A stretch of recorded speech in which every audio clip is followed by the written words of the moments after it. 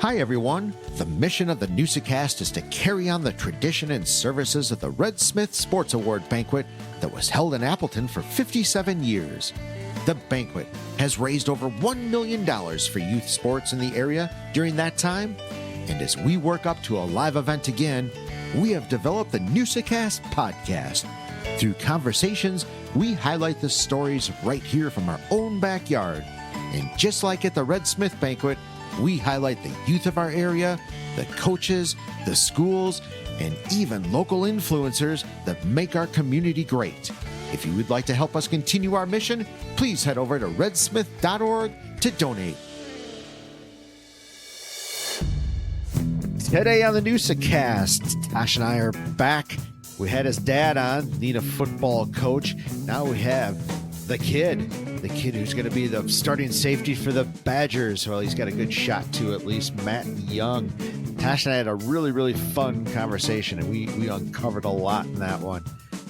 We take an old look at New, which is sponsored by Raleigh Winter and Associates.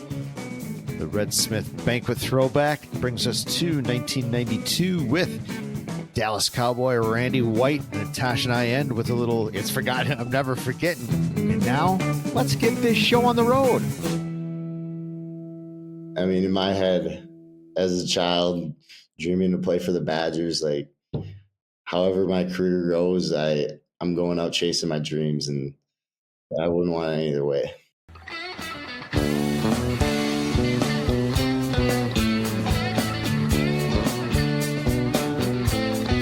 Welcome to the Newsa-Cast. What is a Newsa-Cast? It's where we bring local folk stories to life through conversation.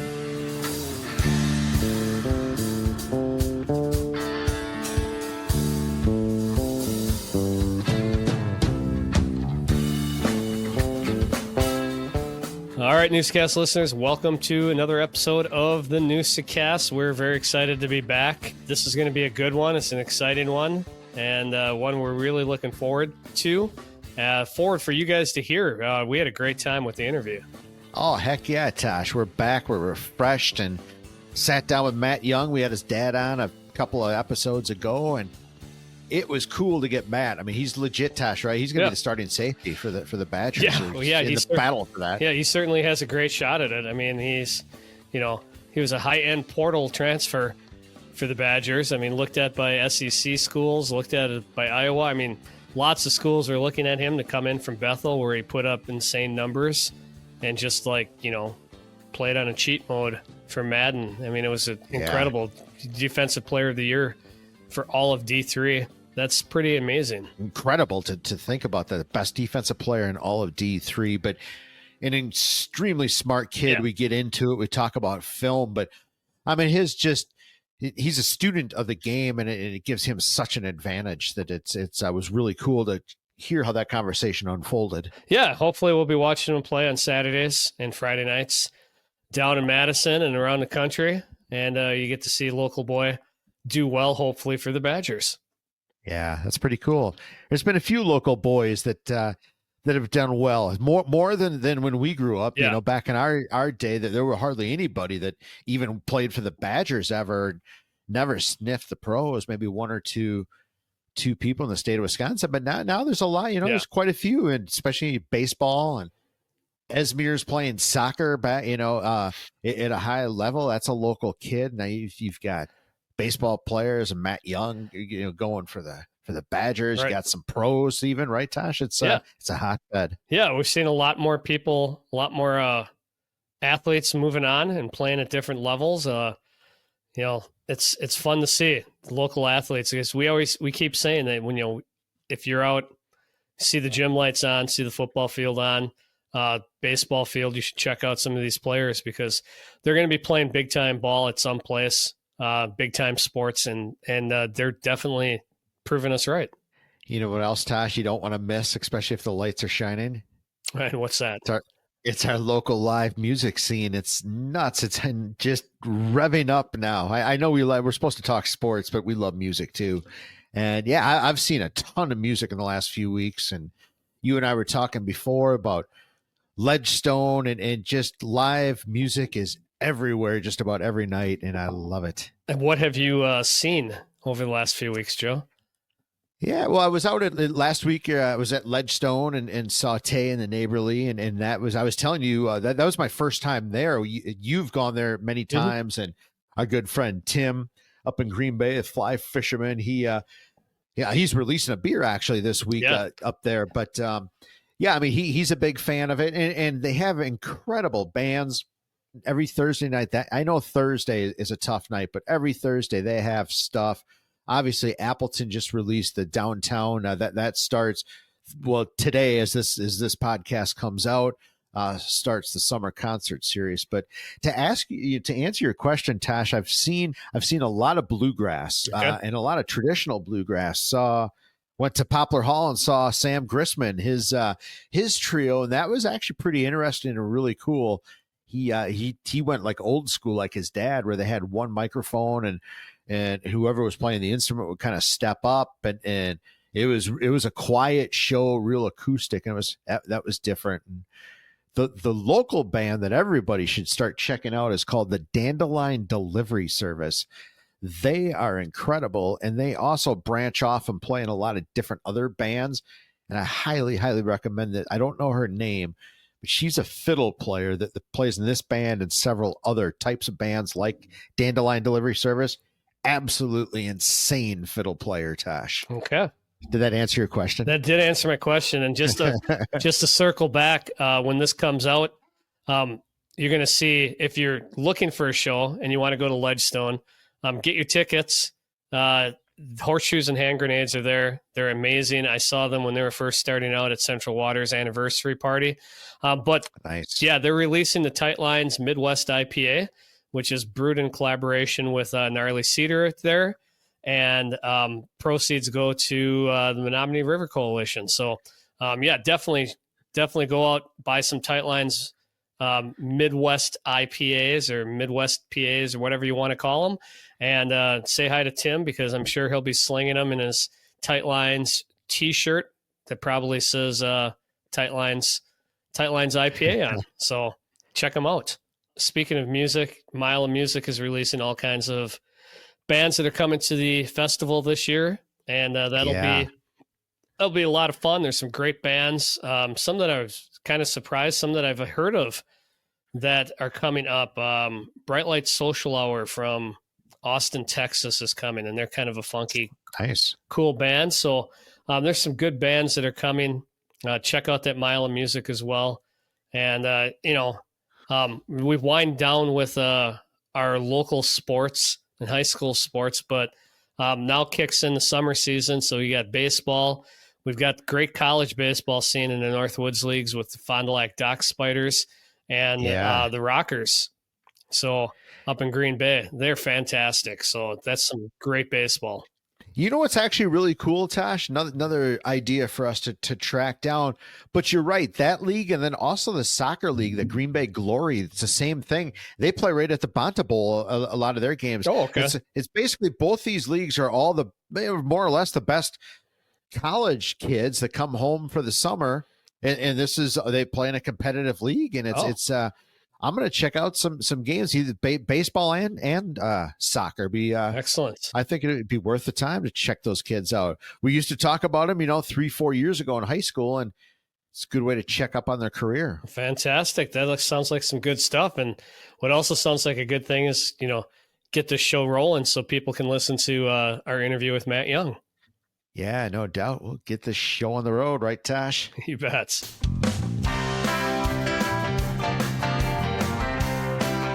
It's that time again, once again, for an old look at new, brought to you by Raleigh Winter and Associates, celebrating 55 years. Did you know that in 1962, an Appleton junior high school teacher with a strong work ethic started a residential realty company? His name, Raleigh Winter. 3 generations later, the Winters still hold true to a strong work ethic and an excellent reputation in the community. Today, Raleigh Winter and Associates remain actively involved in providing retail, office and industrial users an affordable, well-designed working environment through the creation and or acquisition of quality real estate in the Fox cities and even beyond new. So what do you say? Let's take an old look at new.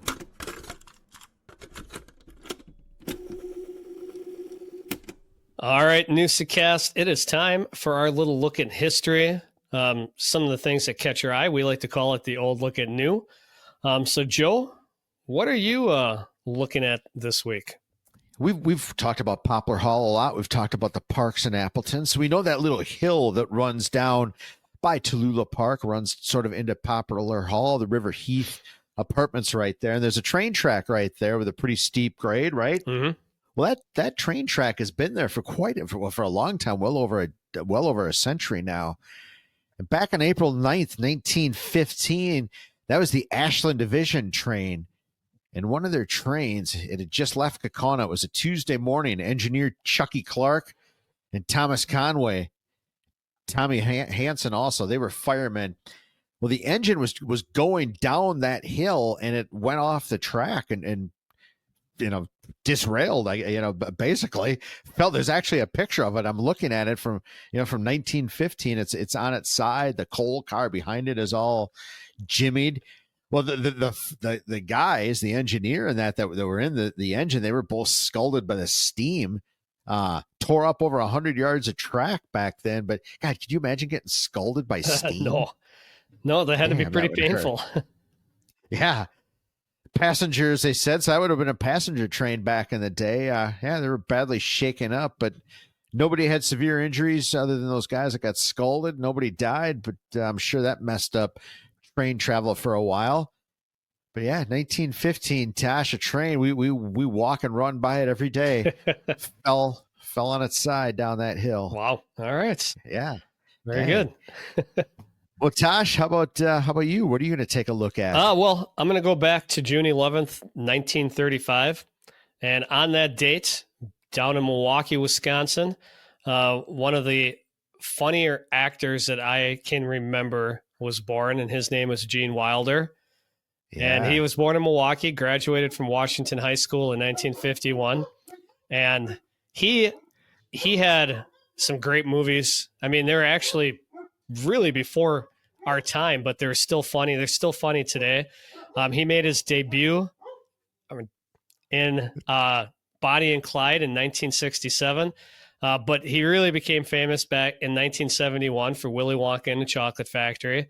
Then he followed that up with Blazing Saddles in 1973, and then Young Frankenstein in 1974. And those movies were absolutely hilarious.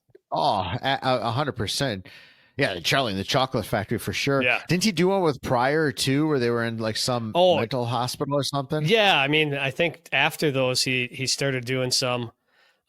Just fantastic. I think he had an Oscar nomination before Willy Wonka, I think, with the producers as well. And he did a series of films that, I still can watch Blazing Saddles today and just, it's hilarious. So, yeah, great Gene Wilder. I mean, good old Milwaukee, Wisconsin. No, Gene Wilder. I always laugh because a couple of times, especially when I started growing my hair early, I'd get people would compared me to him. A couple of people at work said I looked like Gene Wilder. That's funny. I don't know. Yeah, and he went on to marry Gilda Radner from Saturday Night Live, and one of the all-time funny. Yeah, so they were talking about a funny couple. They were hilarious. So, yeah, thought that was kind of cool to see him. Who likes to sponsor this old look at new? Oh, thank goodness I had lunch with him today. It'd be Raleigh Winter. Well, not Raleigh, but his grandson, Chris. I had lunch with Dub. But Raleigh Winter and Associates, they are proud sponsors of the old look at new.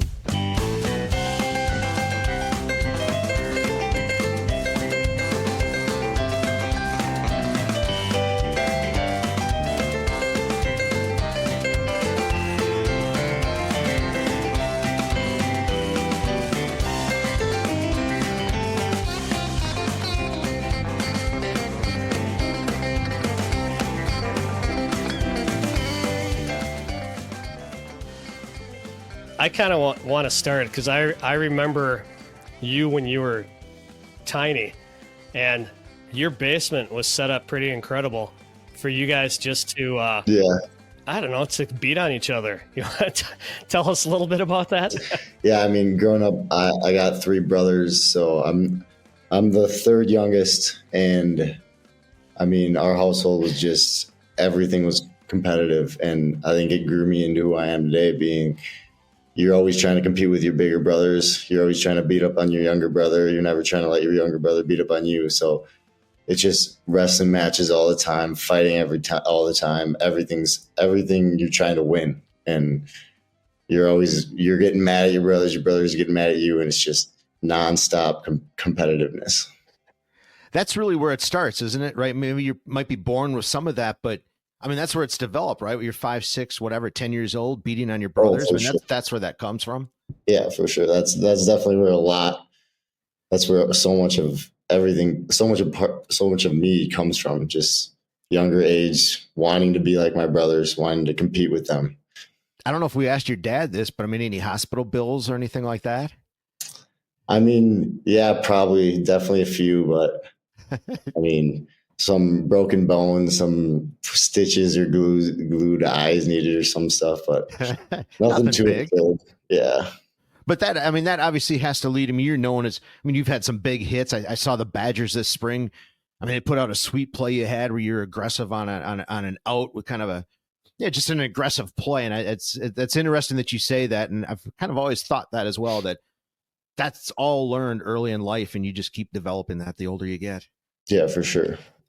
Growing up, we're hearing a lot from other people that, it wasn't just a single sport that they played. They played all kinds of sports and all kinds of activities to kind of bring them together to where they are. So did you play a lot of different activities or do a lot of different things growing up? Yeah, I played about every sport you could think of. I mean, in high school, I ended up being mainly football and basketball, but I played 2 years of high school tennis.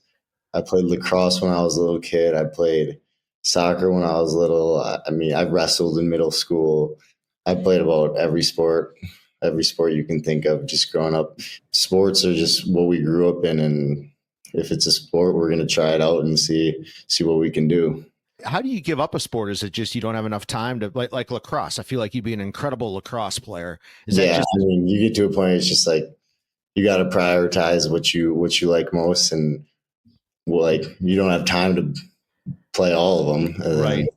It got to high school, and my dad was big on us being 3-sport athletes. So, and I really didn't want to run track. I was super against running track. So I was like, tennis sounds pretty fun. So I went out for tennis, and I was a doubles partner with my older brother, Sam, on JV, which was definitely, that caused a lot of fights. It was never my fault when we lost, and it was never his, but it was always his for me, and it was always my fault in his head. And absolutely. It caused a lot of fights. Did you scare some high schoolers when you charged the net, or how did that work? No, actually, when I was playing tennis, it was my freshman and sophomore year. And so this was when I was super tiny. So I was still only like 5'6", 140 pounds when I was playing tennis. Yeah, I know that feeling.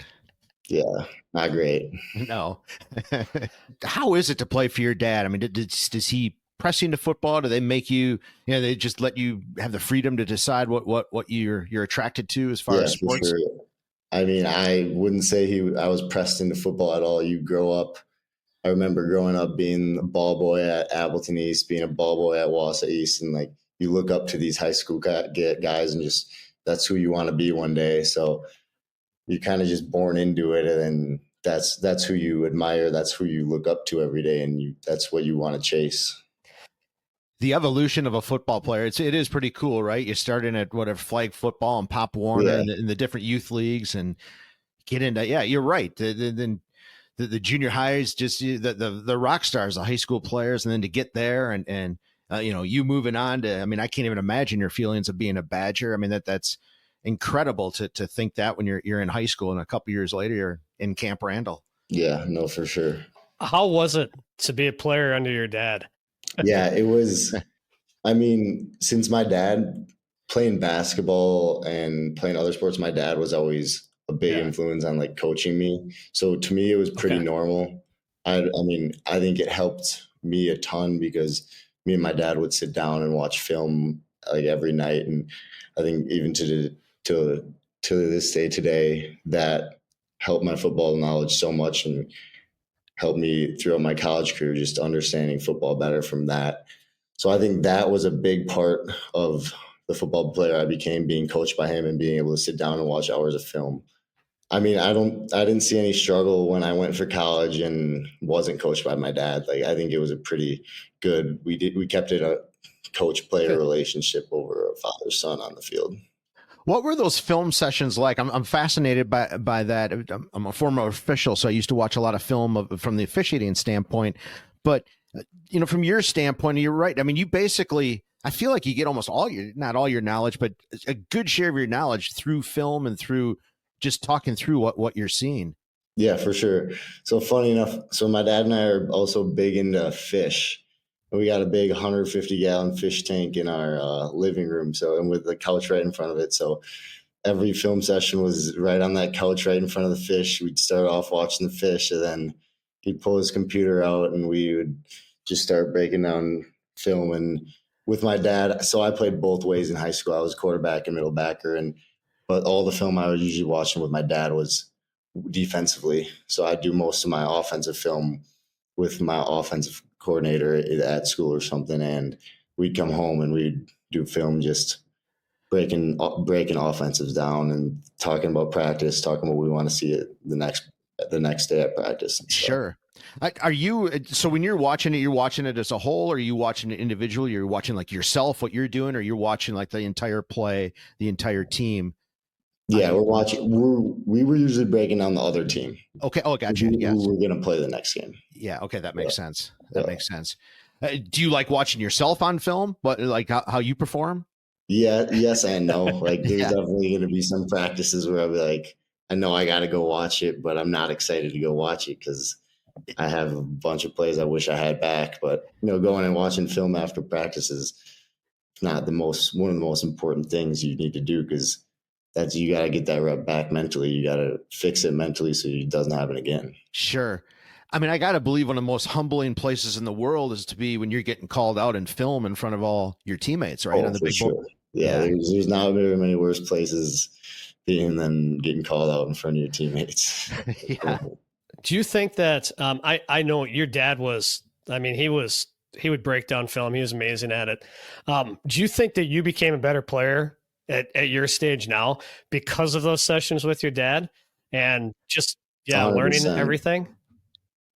Yeah, I think just like my feel for the game, how football flows, just like as a whole, like scenarios of just football, just what's going to happen when. I think it just helped my football knowledge overall, not just in like, breaking down some Appleton team. Right.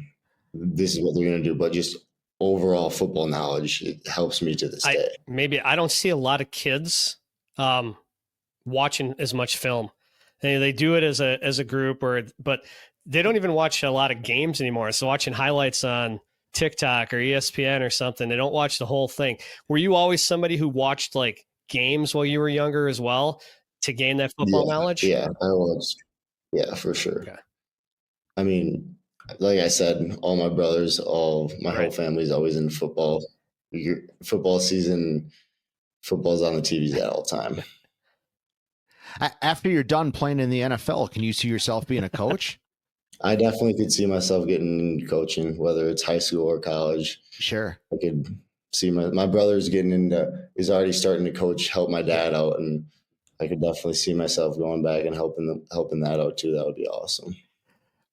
I mean, from a competitive standpoint and everything, I mean, that's got to be almost as satisfying as being a player, just leading a program and taking on each season. Oh yeah, for sure. No doubt. Kind of fascinated about your football career. So you have a great high school career at Neenah. You realize you're going to play football and you go D3 to Bethel. Like what was that? I guess what was that process? Your thought process is your junior, senior year in high school leading into playing college. And then, I mean, ultimately it was the Badgers, your ultimate, is that something you believe that you could achieve? Yeah, for sure. So I actually originally went to not many people know this, or some people don't know this, but a lot. I went to a D2 school originally, Minnesota State Mankato, out of high school, and I went there for just a semester, and then I broke my fibula like really badly, tore a bunch of ligaments in my ankles, so I had a pretty brutal surgery. I got like a plate, 8 screws in my ankle, and after that surgery, I was thinking, my family and I were thinking, like, I don't know where to go from here. And ultimately, we came to the conclusion that I was going to take a step down and go to Division III and hope for a chance to play earlier in my college career. So then that's when I ended up at Bethel for 2 years, and I had obviously had 2 really good years there. But back to your question about ending up at the Badgers, no, that was never my plan at all. After deciding I was going to go to Bethel, I thought I was going to be there for 4 years for sure. Yeah. I never thought anything like this would happen, and had 2 pretty good years, and was talking to my brother at North Dakota State, talking to my parents, other football coaches.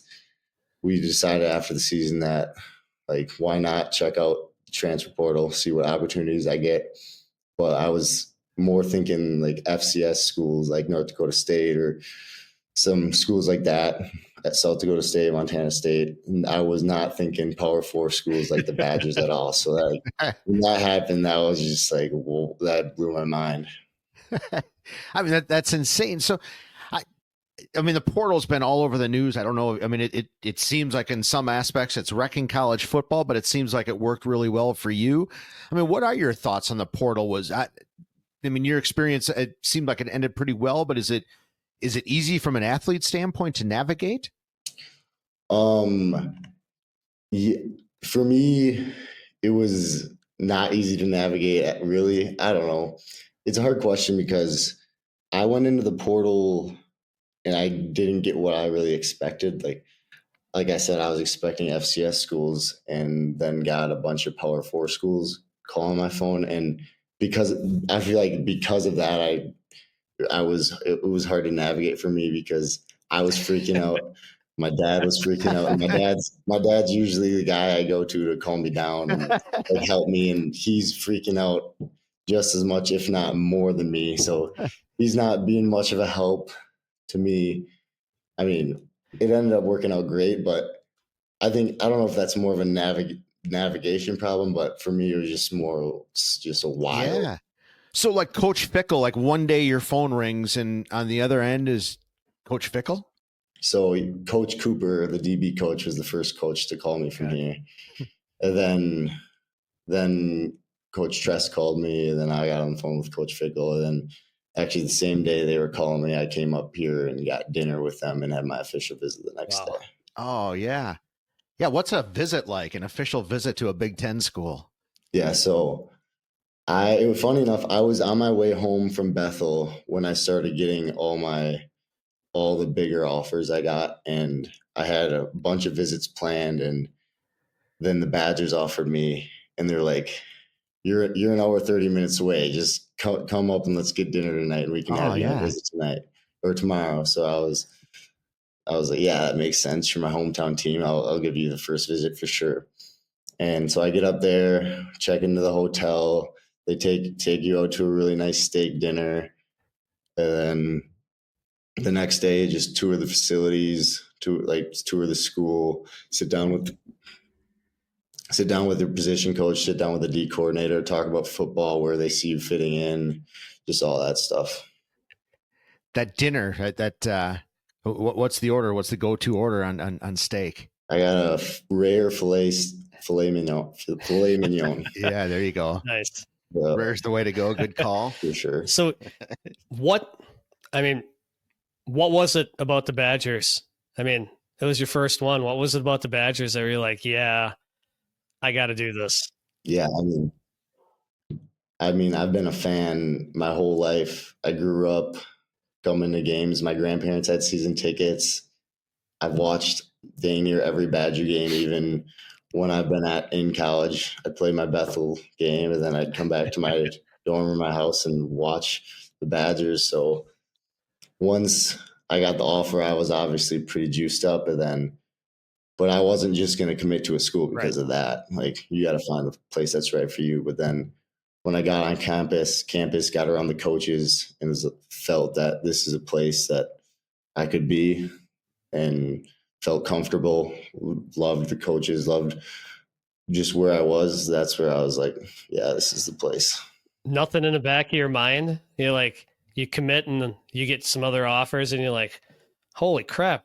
Did it ever cross your mind? Like people ask me that, but I mean, in my head as a child, dreaming to play for the Badgers, like, however my career goes, I'm going out chasing my dreams, and I wouldn't want it any other way.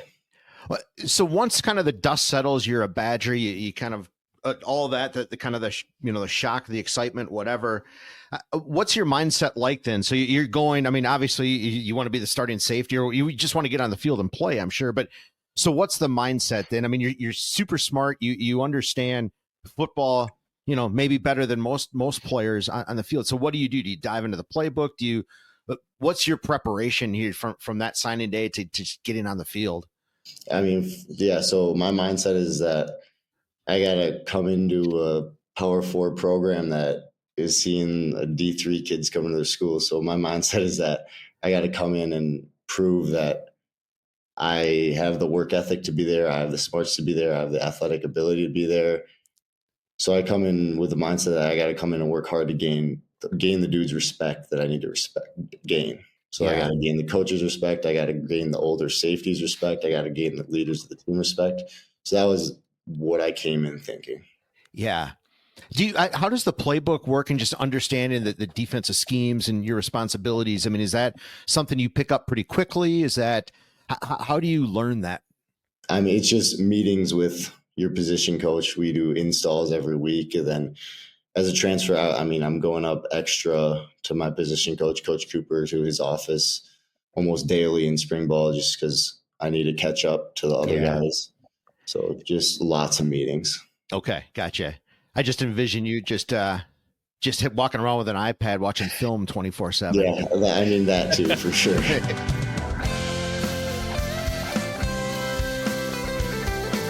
You can find every episode on Apple Podcasts, Spotify, or YouTube, or any podcast app. Follow our social accounts for show updates, local events, inspirational content, or simply for fun.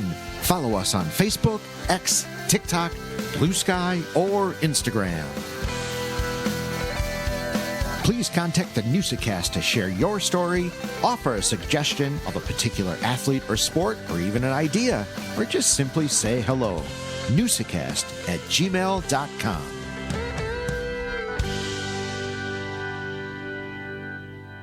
For a typical day for you, I mean, I know it's not fall football yet, but your spring football, I'm sure you get an idea. What does a typical day look like for you? When you get up, when you eat, how many times do you eat, all that kind of stuff? Yeah, for sure. So in spring, we practice in the morning. So typical practice day, I would get up around 4:45, go to breakfast at like 5:30, and then we would meet around 6:30. And then at like 7:30, we'd have like a pre-practice lift to warm our bodies up. We'd have another team meeting, a team special teams meeting, and then we'd practice for 2.5 hours. Wow. And then after that, you do rehab, get lunch, and then if you have any classes, go to your classes. And then typically I'd usually come back and meet with my coach and go over the film for the day and prep for next day. I'm always fascinated. How does a student athlete, I mean, how do you keep up on your studies? Is that difficult to do? I mean, I'm sure you obviously have access to tutors, and that's got to help. Yeah. I mean, it's really, you just don't have time to do much else than football and school. Yeah. So do you like school? Do you like being a student? I mean, I don't really think I don't know many people who would say they like it, but I don't mind it. Okay. I get by. That's good. That's a good answer. Yeah, for sure. Do you have you guys have like chefs and everything for the football team as well? Yeah. So we eat most of our meals at what we call the south end zone. It's Okay. cafeteria and Camp Nice. Randall. Pretty good meals. I can't even imagine. Yeah. Yeah, pretty good meals. Yeah, for sure. Yeah, I can't even imagine how many cows are being consumed on those days. Yeah, definitely a lot of food being eaten in that cafeteria. I want to talk about the Badgers some more, but I actually want to go all the way back and just talk a little bit about FVA football and playing Friday nights in the Fox Valley. I mean, the FVA was a grind, and there are so many good teams. What was that like, growing up playing in the FVA on Friday nights? Was that just incredible for you? Was it a lot of fun? Yeah, it was definitely a lot of fun. My junior season was the COVID season, so we actually played in the spring. Yeah, we played in the spring, so didn't get quite the experience of a normal year, but it was still fun. But yeah, my senior year, I mean, over half your games you're playing teams that are ranked top 10 in the state, and it's just good football team after good football team, no weeks off, and I mean, you can't really ask for much more. Yeah, I remember that COVID season sucked, right? Everybody was in masks, nobody in the stands. That was just brutal. Just felt like scrimmages. Yeah, exactly. It really did. Even in the spring, I forgot that was a spring season as well. I was going to ask you, what do you think of the new Neenah High School? I was just about to talk about that. Like 2 years after I leave, they get this beautiful new football facility, weight room, high school. And not only that's when they've started really making some deep playoff run, FVA championships. They've been legit the past few years. So I love turning on the Rockets game on Friday night. Wouldn't want to be watching anything else. Yeah, I'm sure.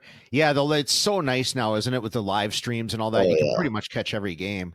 That's one thing COVID did that was good. That's when the live stream started. Yeah, totally agree. Yeah, it's a great carryover from that. For sure. Talk a little bit about being recruited in high school. What was that like for you? Yes. In high school, it was kind of weird for me because I was getting recruited as so many different positions.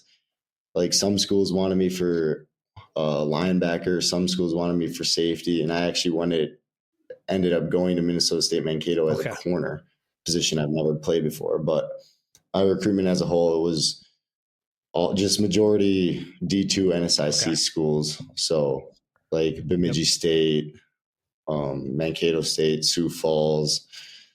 Those were three schools I was really considering, and ultimately just chose Mankato State. I mean, they're a great football program. So, but yeah, the crazier part was just the positions that every school wanted me for. It was like, what do you guys want me to play? Then I ended up going to a position I've never played before.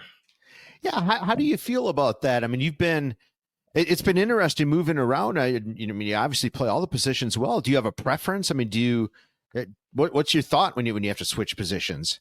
Yeah, for sure. I mean, I wasn't really trying to consider that into my decision factor. I was just thinking, I mean, I'm going to go to a school and they're going to find my best fit for my position when I get there.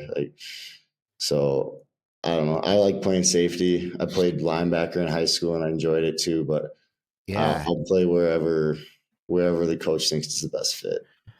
You can make big hits at safety, can't you? Yeah. Yeah. Just got to keep the head up. Yeah. I was talking, and it's a little bit off subject, but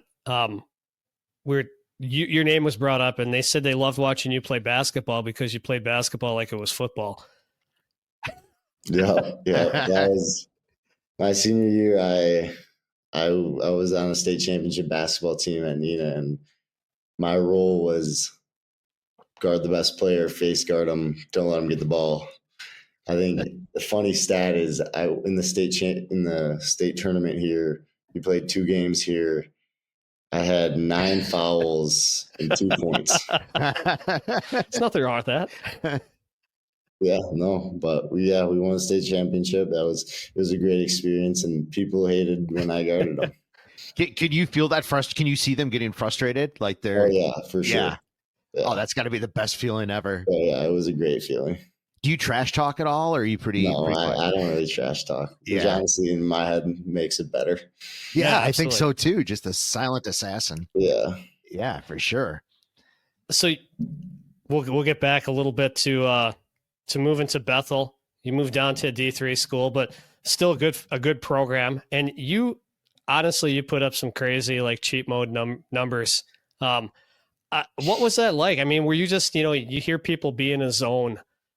Was your last season at Bethel, were you just like everything kind of slowed down and the game just kind of was like yours for the taking?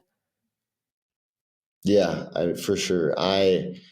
My first season at Bethel, I had a pretty good year. I don't remember exactly what my stats were, but I had a pretty good year, but I knew how much more I had in me. Like I knew I still wasn't fully recovered from my ankle surgery. So I think after my first year, I gained 15 pounds, got like noticeably faster. And I think just mentally studied the game more. I got a better feel for the game, knew our defense so much better, knew other people's roles, my role. So not only could I fix what I was doing, I could fix my teammates. And that was the big difference, like understanding everyone around me. And that is what allowed me to make the big like step from my freshman to sophomore year.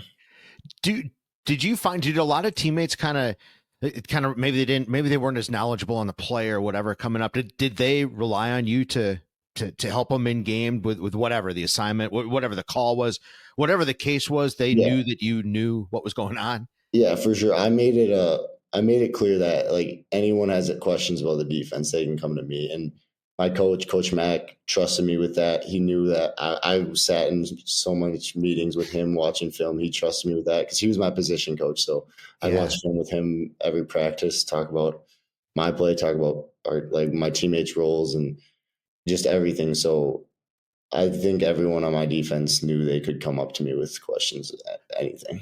What is your pre-snap routine? I guess as a safety, I know you don't have many reps back there, but what will you? I mean, the end of the last play, the play clock starts. What's your routine until the snap?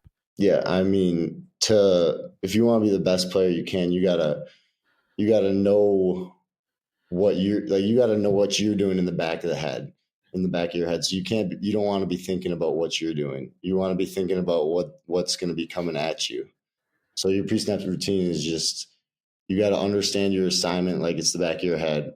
And then you got to be thinking down in distance, how much time's left, and like thinking what the offense is going to do. Where are they going to attack you?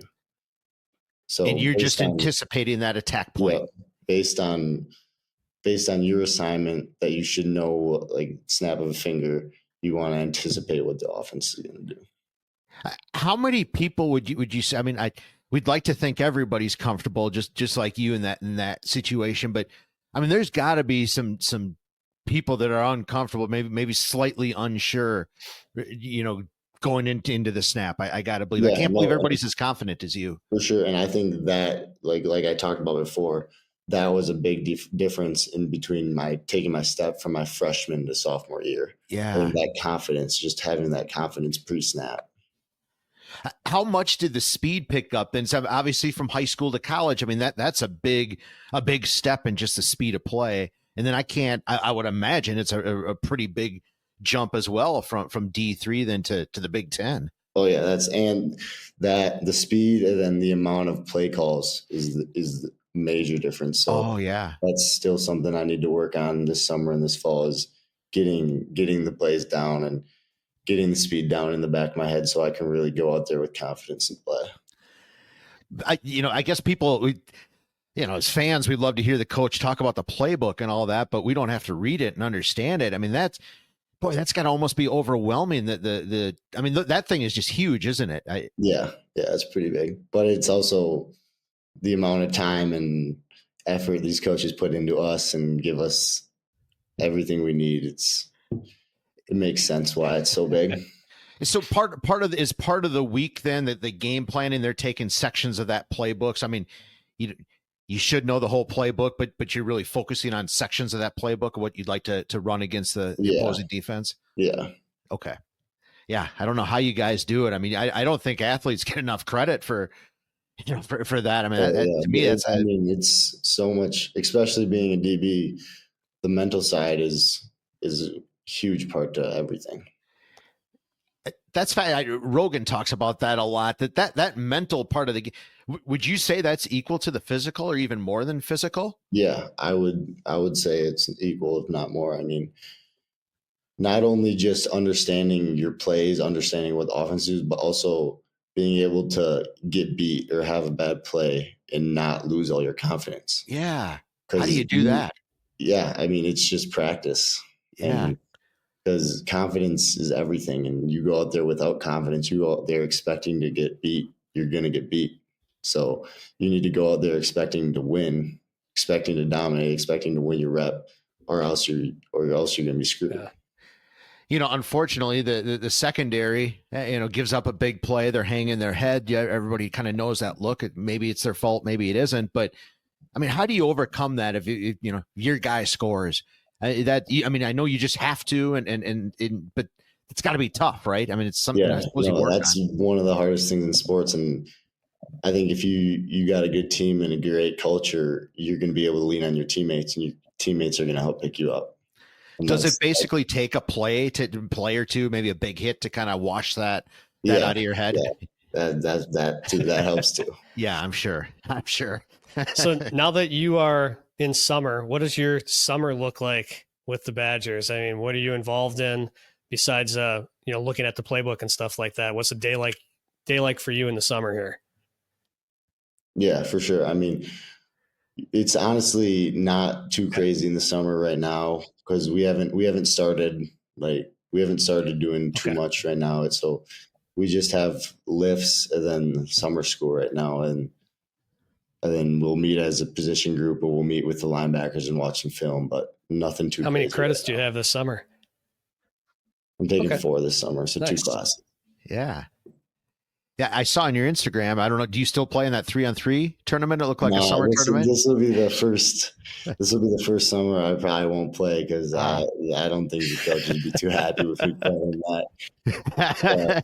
Yeah, that was some of the best weekends of summer the past few summers. Oh, I'm sure. Do you play that like a football player as well?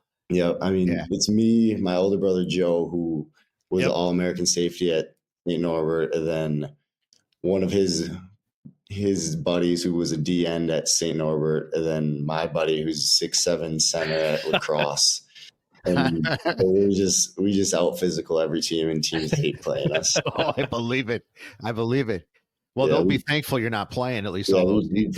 We play games to, I think it's to 15, but they're 20-minute time limit, and most games we win, we don't even get to 15. We just hold them lower score than us, and we just beat them with defense. Nothing better than hanging with the buddies, right? Yeah, brothers. No, for sure. Northeast Wisconsin Sports Advancement, or Newsa, is a nonprofit org where our mission is to raise money, provide support, and bring greater awareness to youth sports organizations in Northeast Wisconsin. We do this primarily through the Red Smith Sports Award Banquet and the Newsa-Cast. Each year, we give back to the community through the Every Kid Plays grant. If you are considering donating or providing support through Newsa, please visit redsmith.org for details. When does it pick up in the summer for you? When does camp start and all of that stuff for the fall? Yeah, within the next few weeks, we'll start doing like OTAs. Okay. So we'll start doing indie drills and more meetings. But when it really picks up is, I think we go to Platteville for fall camp the last week of July, and I think we're there for 2 or 3 weeks. And that's when it's really go time. Oh, I didn't realize that. So you guys train at Platteville, use their facilities? Yeah. So for fall camp, I think it's just so no distractions at all. We can't really leave. We go to Platteville for 2 or 3 weeks, and there's not many distractions at Platteville. Yeah, no, for sure. Yeah. I mean, this will be my first time, obviously, and so I'm excited for it. Yeah, I can't even imagine that. I mean, that's got to be the best bonding experience. Then that's truly bond. Then, do you know any of the guys? I mean, you've been around the program a little bit, but are you buddies now with feel tight with your teammates? I mean, I couldn't have asked for a better situation for how the safeties took me in. I mean, they've all been great to me, and it doesn't feel like I'm even a transfer anymore with how they treat me now. That's awesome. Is that typically how a locker room works? Do guys kind of stay close to the position players, or does the defense hang together? Or I guess, what is the dynamic in a locker room? Yeah, I mean, I would say yes and no. I mean, we'll hang out with some offensive guys and stuff, but you're with the defense so much more than what you're with the offense. So you're gonna be tighter with the defensive guys. I mean, and then your position group, you meet with your position group so much, your tightest guys are going to most likely be from your position group. Sure. When you have team meetings, are you meeting like as a full team, or are you meeting as a defense, and then you break off into your individual positions? So we'll have team meetings some days, and that's as a whole team, and then we'll have unit meetings most days, and that's just the defense. Gotcha. And working out, I mean, are you working out, lifting 7 days a week, or is that cycle through? I mean, are you trying to add muscle right now? 5 days a week, and just adding muscle and gain speed right now. But so all the workouts work. They have like 4 sessions. The big guys lift early in the morning, and then it's the big skill, and then it's the skill. So I'm lifting later in the morning, and that's where we're still lifting with some offensive guys. So like we still bond with the whole team and stuff. Wide receivers, DBs, and quarterbacks lift together. Do you guys each have an individual lifting plan and nutrition plan, basically? Is it that specialized up at your level? The nutrition plan, yes, but no, most people are doing the same workouts. But I mean, if you have a little tweak, then you'll get a personalized plan from trainers or one of our strength coaches. But as long as you're healthy, you're doing the same team workouts as all the skill guys. What is the team's goal for you to be at to start the season as far as weight wise? So I'm a little shy of 220 right now, and I think just be at 220. So nothing crazy. Usually I'll lose some weight in the season, so I want to be able to just play above 215. Does your in-season lift and all that, does that change in season? Is that just more kind of just to maintain? Stay loose? Yeah. All right. So do you guys stretch? Do you do like yoga, that kind of stuff? Is that sort of? We do. So our Wednesdays tomorrow is called our recovery day, and that's like a lot of stretching. Yeah, man, as an old guy, I try to stretch. Yeah, I mean, I stretch every day. I'm probably at least twice, if not 3 times your age. So you got to stay limber. Yeah. So go back to this. I want to know the first time you stepped onto Camp Randall as you transferred. What was that feeling like for you? Well, I didn't get to take in it as much as I would have liked to, because I was stressing so badly and off no sleep, and because I just didn't know what to do, didn't know how to take everything in. So honestly, when I moved in and started being able to walk around the facility, that was when I was like, holy crap, this is real. I can't imagine what it's going to be like for you the first game. It's got to be like, you could probably have like childhood memories and everything else just running through your head. That's going to be incredible. Exactly. Yeah. I'm super excited. Yeah. That'll be nuts. I had one follow-up just to your workout. You'd mentioned a couple of times about gaining speed, and so you can really gain speed. Like how much are we talking about? And like, how do you gain speed? You gain by running. Okay. And then focusing on form, focusing on your start, like breaking down the aspects of running and focusing on it. So that's interesting. We had I don't know if you know Matt Draheim in the area. He focuses on that. We actually got into a conversation about the stride and where your launch angle and all that kind of stuff of your foot. Is that? I mean, you're focusing on that. I mean, you work on that. I'm sure it's almost like a reflex for you now, but that's a real thing, isn't it? That form. I mean, I guess you need every second you can get, right? Yeah, we'll do running every day, but every day will be different. Like we'll do acceleration one day, top end speed one day, like change your direction one day. So we break it down into like certain aspects of running. So I don't know, do they still measure like 40 times? I mean, is your 40 time improved from high school? They haven't since we've been here, like at Wisconsin, but I think they will later in the summer from talking to guys. Have you noticed, I mean, like, I don't know what your high school 40 time is and what your 40 time is now. I mean, is that considerably faster? I mean, I guess how much are you shaving off each year? Yeah. I mean, in high school, I was not like a super fast kid. I was a 4.7 guy. And now I'd probably say I'm like a higher 4.5 guy. But I think the biggest difference for me was again, going back, the jump I made from my freshman to sophomore year at Bethel. That summer that's when I really gained my speed. Is there a difference with like an NFL team? I mean, everybody, I don't want to say everybody can just run a 40. It's a straight line, but I got to believe that first step and your knowledge has got to help in that accelerated first step. You must get up to speed almost quick on the field during play than a lot of people by using, you understand what's going on. And you're just that first step. 10 yards of your 40 is the most important. Yeah. The most important part. Yeah. So, would you say your knowledge though helps you on that in field? I mean, do you think your first step is probably quicker than most just because you know exactly where you're going? Yeah, that's where great players are, and that's where I want to be. Yeah. And I would say this spring I wasn't quite there yet because I was still trying to learn everything, get there, and I think that's where I need to get to from this summer to the fall. I want to be able to not be thinking and just be able to take that first step. God, it's so fascinating. I have no doubt you'll get there. I know your dad was always big on fast twitch muscles and doing that training. So some of this training that you're doing probably goes all the way back to when you were a kid as well, because your dad was always looking at that stuff. Yeah. Yep. That's awesome. Yeah. He had us running and lifting since before I can remember. I believe he had like spray painted on the curb your 40s and all that stuff as well. So you guys were doing that as well. He was a little crazy. Yeah. Still is. Love him though. Yeah, for sure. Absolutely love him. Do you ever get back to see him coach? I mean, he from his end, boy, he had an incredible travel schedule. His weekends when he came to see you guys play, that was absolutely nuts. How him and your mom, how they pulled that off is incredible. I suppose you don't really get a chance to. I guess you answer. You get to live stream it, but yeah, I have not seen him coach.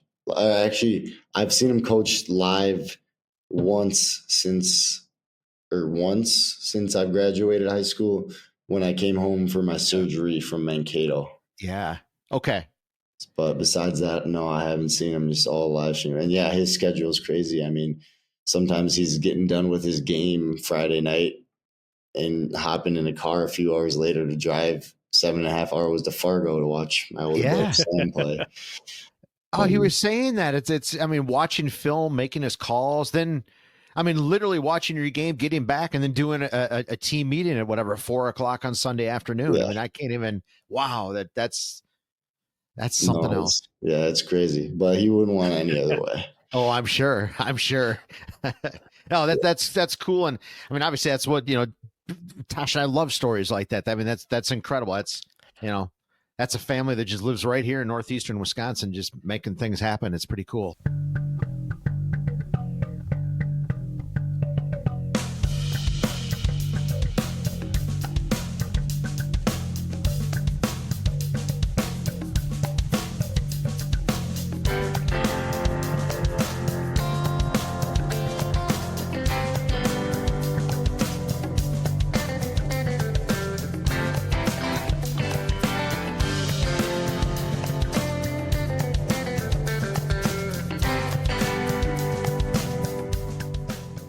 I do have one final question for you, and it's one I kind of like to throw out there. It's like, when you look back through all of your youth and where you are today, who are some of those people, or your biggest like mentors, your biggest people that you're like, yeah, I wouldn't be here without them?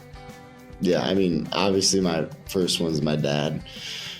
I mean, he's he's the one who developed the work ethic that I have. And when I was in 5th and 6th grade and one of the smallest kids in my grade, he was having me come to the weight room and work when I didn't see any results coming, but he just like kept instilling it into my head that like this is gonna pay off, and it eventually did. So he's just instilled the work ethic into me, and without him, like it wouldn't have been possible. Then also my 2 older brothers, Joe and Sam.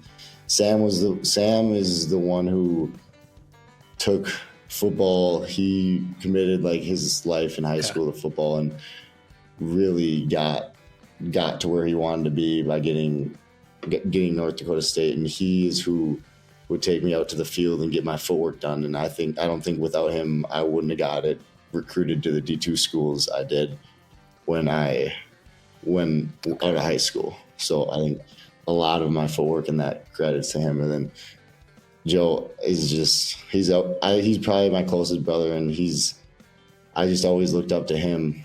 And then funny enough, in the recruiting process, he helped me a lot, calm me down. When my dad was stressing me out, he was the one that helped me calm down.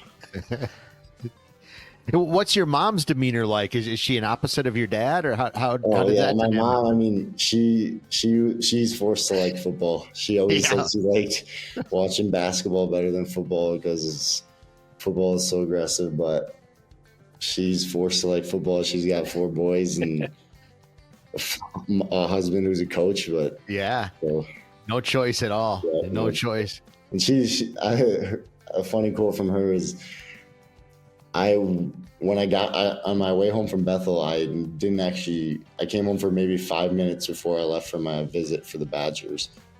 So she didn't get to see me when I came home from Bethel. So by the time she finally saw me, I was committed to the Badgers. And she's like, it doesn't feel real. You're really going to Wisconsin. I'm just like, I don't need to know, I guess so. Is she a nervous wreck during games, or is she just stoic? Yeah, she's definitely becomes a nervous. I mean, I've never really sitting by her. I'm sure. Yeah, you probably don't know. From stories, yeah, she's definitely a nervous wreck. Yeah. I can't even imagine, but yeah, proud nonetheless. Well, Matt, sure. don't want to take any more of your time, but this was absolutely fantastic. We loved having you on. Well, actually, love to have you back on after the season, because I know your season is going to be absolutely crazy, and we look forward to watching you on Saturdays and Fridays. But congratulations, and thank you so much for being on. It was an absolute honor to have you and to learn about your story. Yeah, no, thank you guys.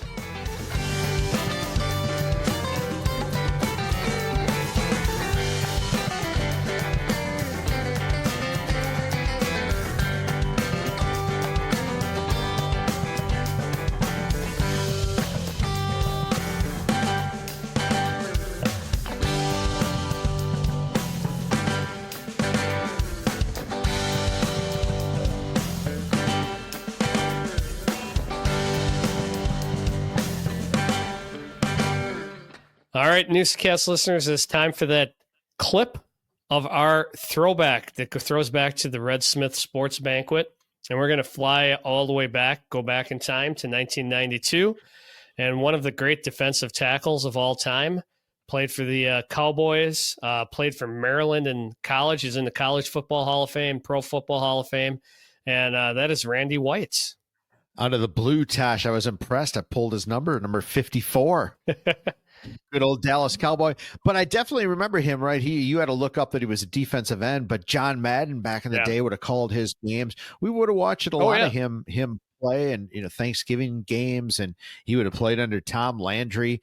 But he was one of the Miller Lite All-Stars. Red Smith, during that time, we went through an epic run of almost all the great Miller Lite cast of characters lineup. It's funny. I feel like that theme, those commercials are coming back. I've heard some of the Barstool guys talk a little bit about it. I think sometimes people get a little nostalgic about that. And I mean, if you want a taste of what it was like from those guys, and honestly, some of the jokes that they tell, Tosh, I laugh so hard at some of these guys that we've had. Larry Zonka. Who would think that Larry Zonka would be just drop to your knees funny? He is. Yeah. And Randy White, these guys made a name for themselves, that they knew they certainly knew how to tell jokes and had stories to tell post-playing career. Right. And, this brings up a good point. People can go back and listen to all of these interviews that we have them on our YouTube channel. You can check that out every Sunday on the Newsa-Cast YouTube channel. Any of the ones that we have in our podcast, we bring the entire episode on Sunday. So you can subscribe, you can you can check that out. And there are some pretty funny ones for sure. Yeah, there definitely is. And I was looking at this the other day, if you go to our YouTube page, Newsa-Cast YouTube page, it's set up for you. There's playlists. You can obviously scroll through. I mean, there's so many. We have just about everybody. We're a few more that we have to release, but we're pretty close to having everybody that we have access right now to tape up, and that's like 80 or 90 names. So that's pretty darn cool. And they're just funny. And they're just funny. I mean, if you just Bob Euchre, I mean, come on, he's born on an oleo run from Illinois. Yep. His parents couldn't afford a supporter, so his mom made one out of a Pillsbury dough bag. I mean, it doesn't get any better than that. That's true. So go check that out. Check out the YouTube channel and check out this week's guest, Randy White. The Red Smith Sports Award Banquet. The main reason that this banquet was established was to honor at least 10 local area people who might not have been honored for the job they do to help in sports. The Red Smith Award, of course, goes to someone who has made some unique contributions to sport. Who has made a significant contribution to sports in the state of Wisconsin. And also epitomizes the great values that Red Smith exhibited. Let's give a Red Smith welcome. Ladies and gentlemen, please give me an intense welcome for one of pro football's greats, our 1992 Miller Nice Guy Award winner, Mr. Randy White.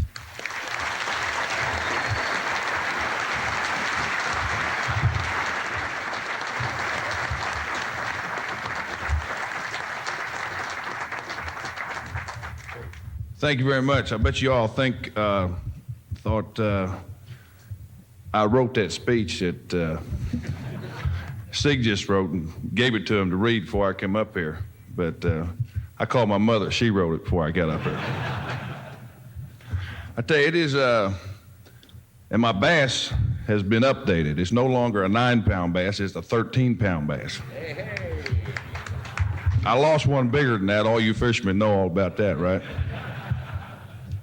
But it's a real pleasure for me to be here tonight to receive the Nice Guy Award. I played football for a lot of years, and this is one award. I was fortunate enough to receive a lot of awards in my career, but the Nice Guy Award is one that I never thought I'd get. I ran into Larry McCarron, who I used to compete against. He does some television work here locally, and he said, "What are you doing up here, Randy, getting a Nice Guy Award?" He said, "You were never a nice guy to me." I said, "Well, that was my job. I wasn't getting paid to be a nice guy when I was playing football. So obviously it's got to be for something I did off the field." One guy, I tell you, when I played in college, I always used to like to watch the linebackers play. One of the guys I really looked up to, who may be responsible for me getting this award tonight, is a guy named Ray Nitschke. Y'all familiar with Ray, right? Well, when Dallas drafted me, I was supposed to take Leroy Jordan's spot and be the middle linebacker for the Cowboys. And they asked me, what did I think about playing middle linebacker? I said, well, I always used to like to watch Ray Nitschke play. He was a real tough guy and mean guy, didn't have any teeth. And, I always liked the way he played.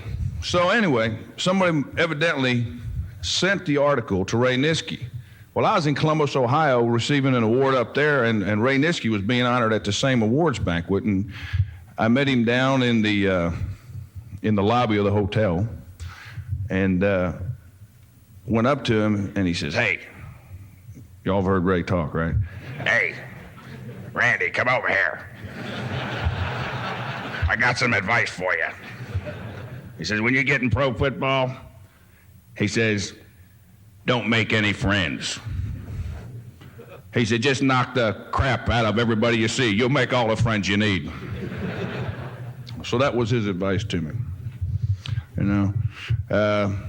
People, I played for 14 years, and this is my third year of being retired. And people ask me all the time, do you miss football? Do you miss football?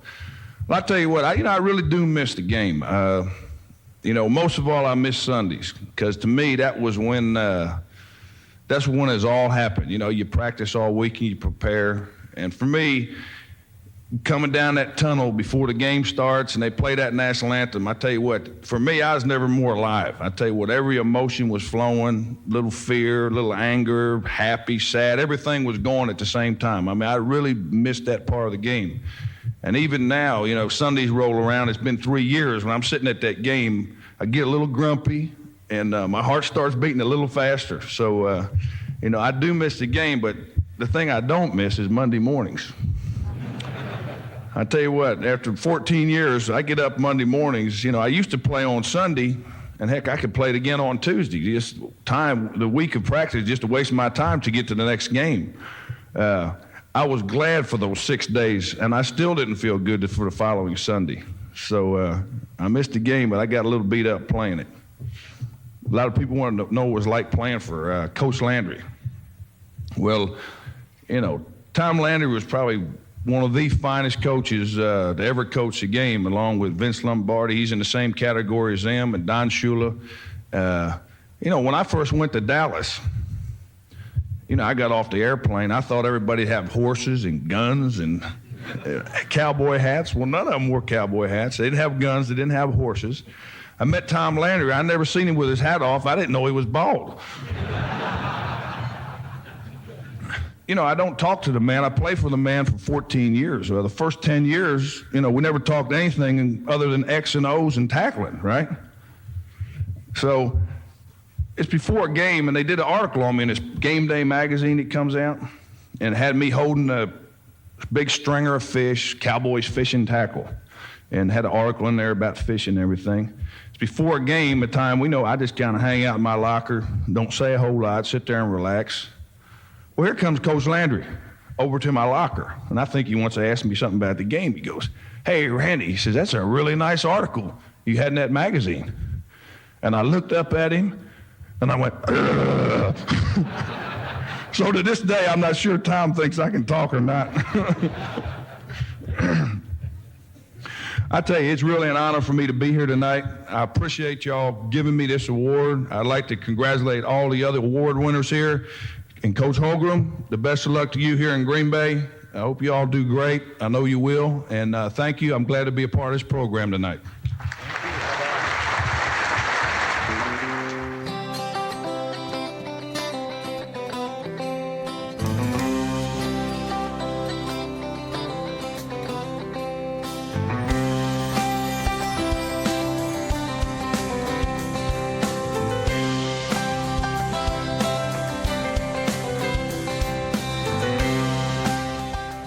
All right, Tosh, we are plowing through another episode. We had another great throwback with Randy White. Like we mentioned before Randy came on, check us out at the Newsa-Cast YouTube page. Like, subscribe, tell a friend. It really, really helps. Even leave a comment. That'd be pretty cool as well. Well, Tosh, it's pretty cool that we made through another episode, but we always like to end it with a little good, bad. We call it It's Forgotten and I'm Never Forgetting. So what are you forgetting, Tosh?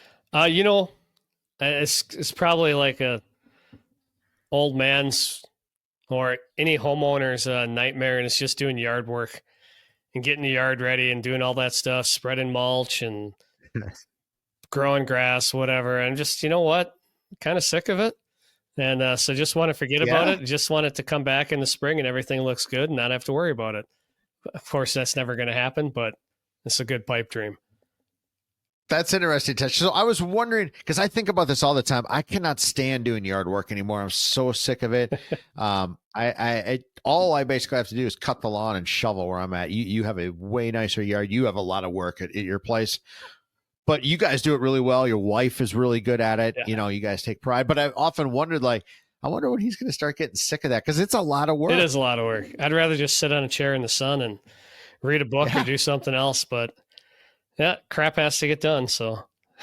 And your kids are almost to the point too. They're almost they're not around necessarily to help. No, so not really. It's just you and Melissa. Good luck. Yeah.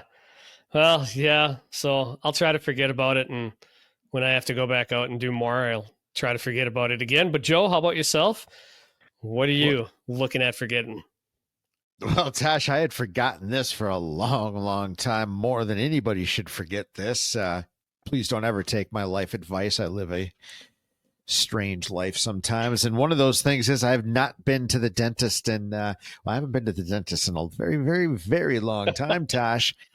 And I went a couple of weeks ago, about a month and a half ago, and got the X-rays and got updated, and I was looking good at that time, and went back today for my cleaning. I was anticipating just agony and just I don't know. I was the worst, and it was awesome. No cavities.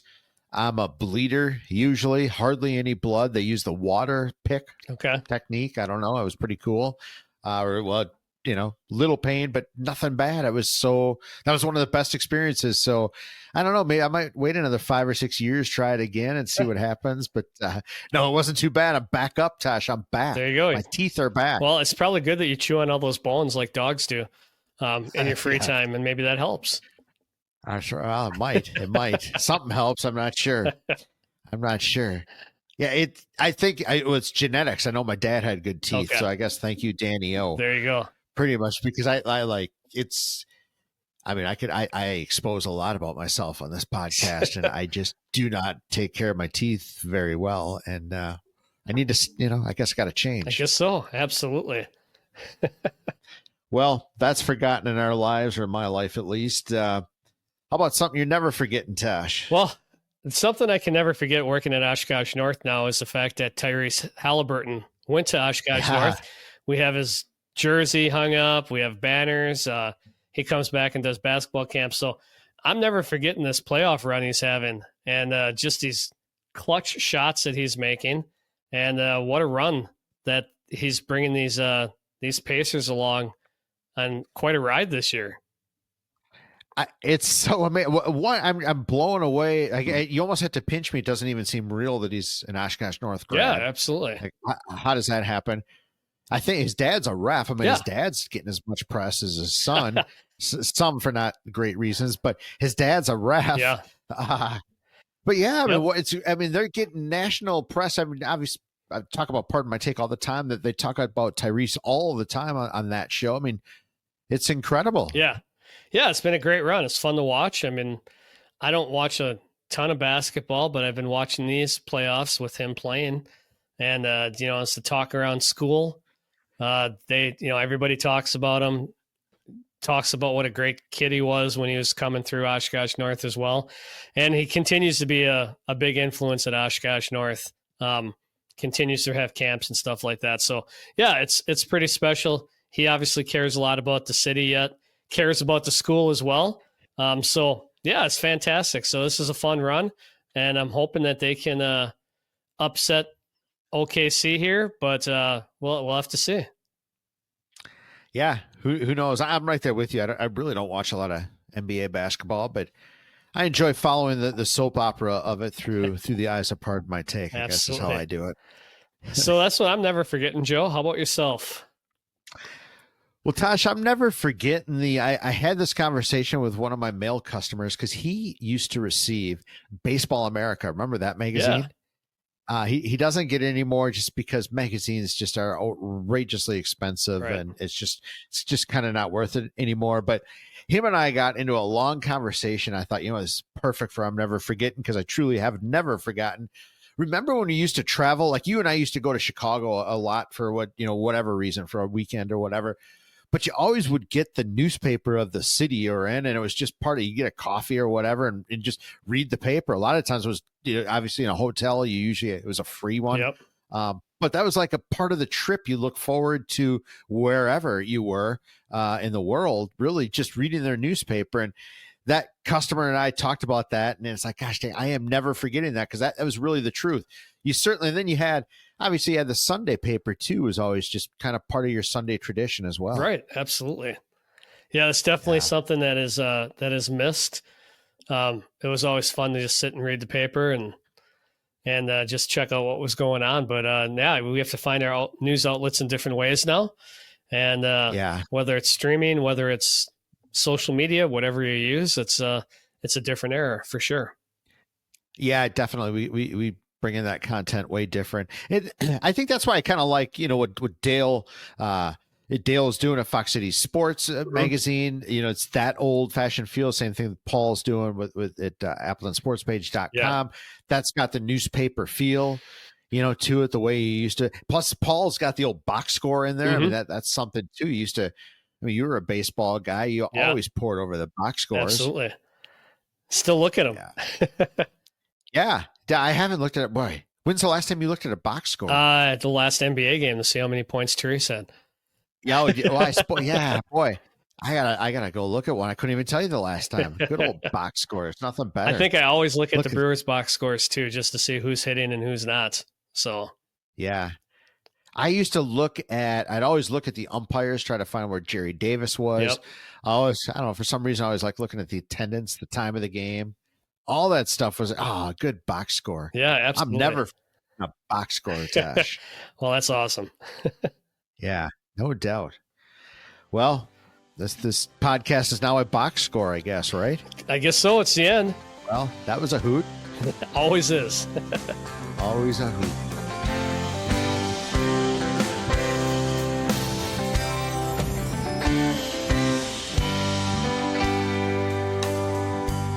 Thanks for listening to the Newsa-Cast. We appreciate your support in our journey to highlight and support youth sports in Northeast Wisconsin. Help us grow by subscribing wherever you get your podcasts or sharing the Newsa-Cast on social media.